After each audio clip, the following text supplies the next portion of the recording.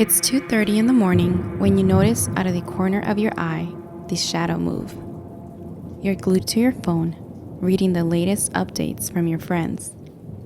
Some of them are out partying, some are cozy with their loved ones, and you're alone with a bottle of vodka, but you still notice the shadow in the corner of your room move. Are you too drunk? You're on the 5th bender of the month. Your life a sloppy mess. Or maybe just too tired. After all, you haven't slept much since the breakup. You stare at the shadow in the dark for a while, heart beating in your chest as you're hearing the fine tunes onto every little noise. The creaks and groans of a house, the scampering feet of pets. You put your mind at ease and tell yourself, it's just a shadow, it's okay. You go back to staring at your phone, maybe finding a funny video when the shadow moves again. Your eyes laser focus on the spot now, your mind racing between all the possibilities it could be. Is someone fucking with you? Playing some terrible prank? Or did someone break in? What if it's the dreaded monster under the bed you kind of stopped believing in as a child? You want to shine your light on it to prove to yourself it's just a shadow. Nothing going bump in the dark. You wait for what feels like an eternity, staring as that shadow seems to take shape and morph itself to your fear. After a long, long time, you decide it's okay. Shadows can't hurt you. You plug your phone in and go to turn over to see me staring at you from the other side of the bed. You scream when you realize shadows can't hurt you. But I can. And I will.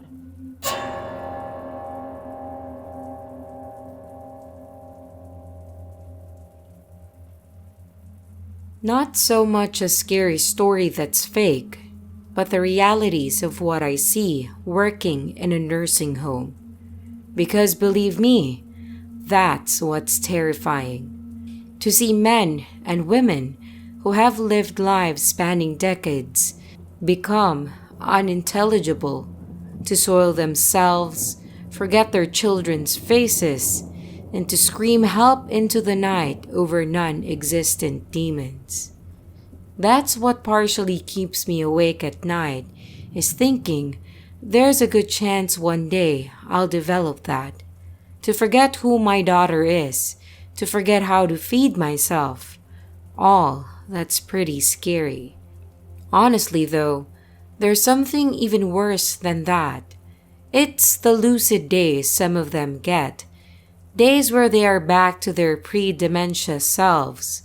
The days they call their loved ones and reminisce before nightfall, and the inevitable sun downing takes their mind back to the brink of madness. Why is that scarier, you might wonder? Because you see it in their eyes. They're getting a reprieve, sure, and they get a few hours, maybe a few days of lucidity, but they know what's waiting for them at the end of it, and there's no real way to stop the hell from returning.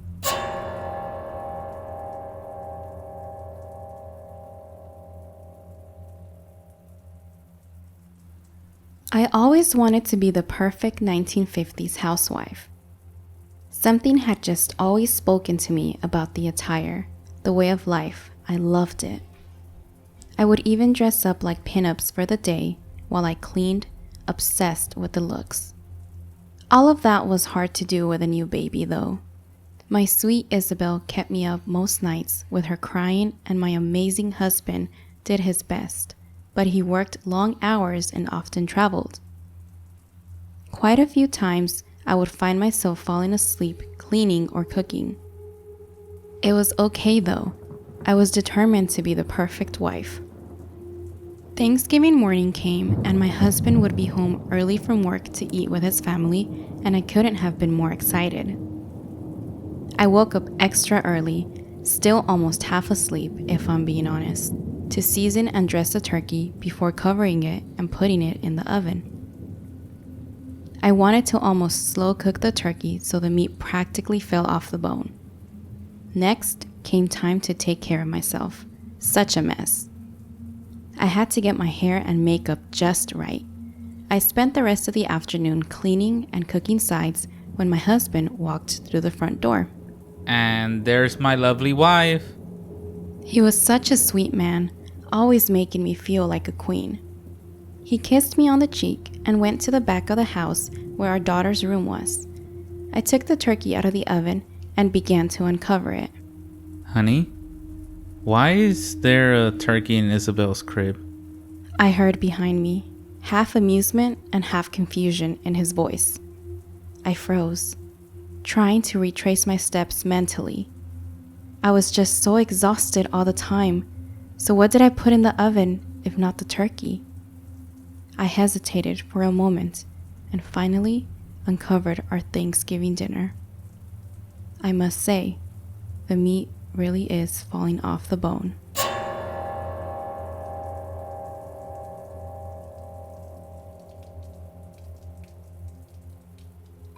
Hey Siri, show me funny videos. I'm bored and grounded.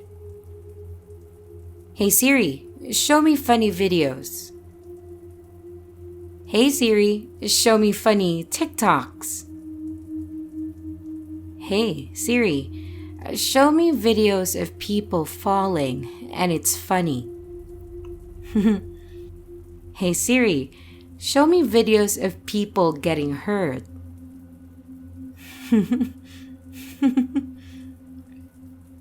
Hey Siri, where can I find someone to hurt my parents? Hey Siri, what is the best way to hurt someone? Ooh. Hey Siri, where can I buy a hammer? Officer Miller sighed heavily. The dead bodies in front of him must have been Mr. and Mrs. Stevenson. Although with the decay, it could have been anyone. Neighbors had called police about a terrible stench coming from the apartment. He was no detective, but it looked like the young son who was still missing may have been involved, and it broke his heart. He knew this family, and while the Stevensons could be tough on their son, they loved him. The officer went for his radio to call it in when he felt a blow to the back of his head. His vision started to go dark as he heard, "Hey Siri, what's the best way to get rid of 3 bodies?"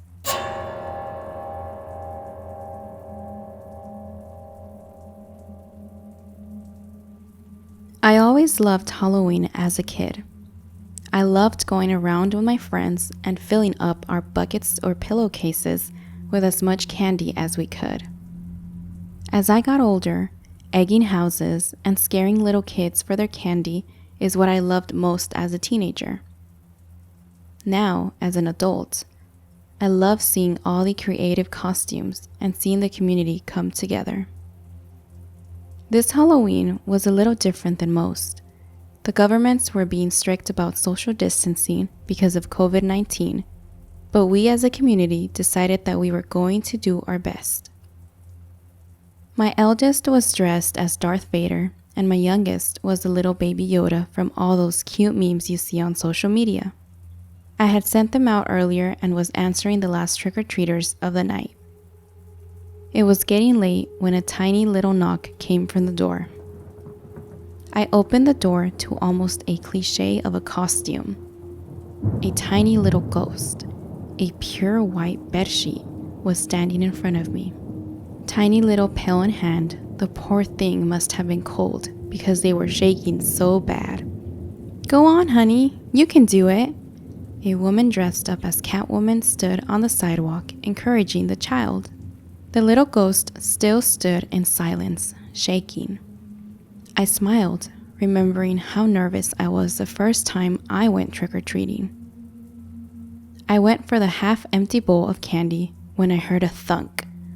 The tiny little pumpkin pill was dropped and the child was running off.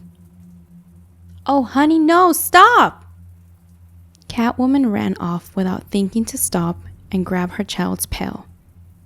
I leaned down to grab it when I noticed it had a piece of paper and no candy in it. And the paper had my name on it. I looked up to try and call out to the woman, but they were already loaded up in a car. All I could do is watch them drive off. I unfolded the note slowly before reading something that ran my blood cold. "Your oldest is dead, and we are taking this one. Hope you're able to say goodbye. Happy Halloween."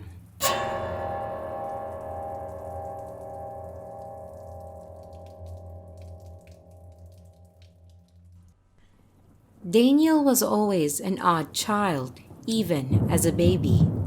His parents would note that he wasn't much of a crier and never seemed amused by the traditional baby toys, peekaboo games, or other cute little baby activities.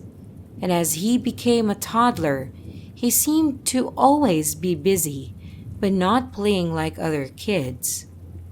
He wouldn't straighten things out that needed it, or at least he felt they needed it. He would adjust the rug, his plates and silverware, and on one occasion, his mother even caught him climbing furniture just to adjust hanging furniture. It was only as he got older and refused to speak that his parents felt something might actually be wrong with him.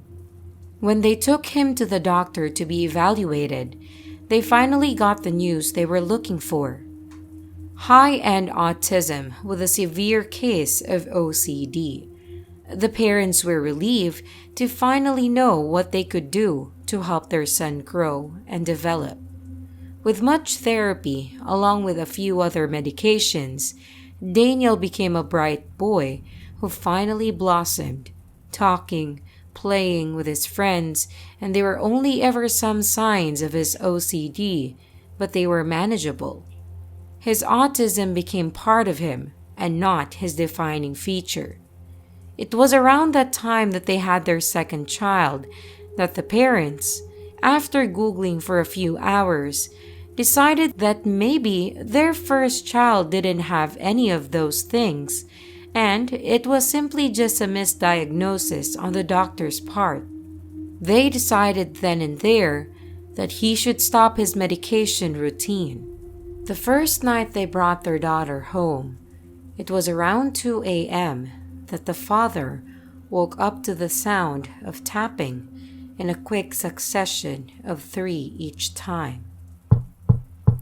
In the dining room, he went out to find his son hunched over the kitchen table, tapping the same beat over and over into the wood.